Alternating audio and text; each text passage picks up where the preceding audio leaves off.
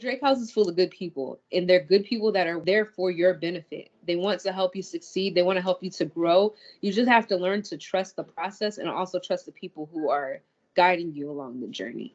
So, what would you say you were most proud of achieving? I would say both the savings and going to the classes. Honestly, those were the two things, because those Monday night classes, they kind of just like reiterated some of the conversations that I was having one on one, and also they helped, strengthen the fact that you're not going through this by yourself. It feels very much so when you're in the apartment by yourself that it's just you, because this is your life and this is what you're experiencing. Yes, but on those Monday nights to kind of hear other people's stories and like they're experiencing this with their finances or with their kids, and not so much in depth, but just to kind of hear it, it's just like, okay, we're all, here for a reason, because it doesn't just happen to one person. This happens to many people quite often, and it's just like about how we get out of this. Those are the two things I think that helped me to be the most successful and made me feel accomplished, because I'm using them, even now outside of the Drake House. What would you tell someone else that is in a similar situation that you were in when you came to the Drake House? What advice would you give? Be honest and upfront about everything that you can, and it doesn't mean with everybody. Find the people that you know that you can trust to let your walls down, and trust that they have your back to give you the guidance and the support and the resources that you need. Because I know that's one thing I heard growing up a lot. A closed mouth don't get fed.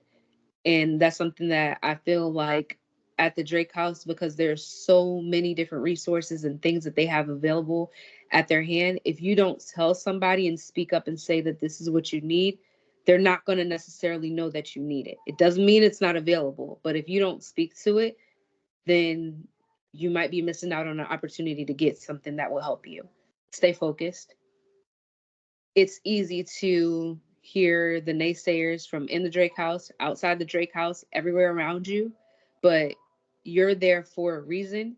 And if you want your future to be positively impacted and your kids to be able to grow up and not have this be a stain in their memory, but have this be a learning lesson and opportunity and something that is a blessing for you to be grateful for, then stay focused. Do what you came to do. Be responsible. Do your part.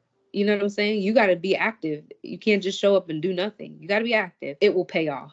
I think that that's something that you don't necessarily realize when you're in the midst of it.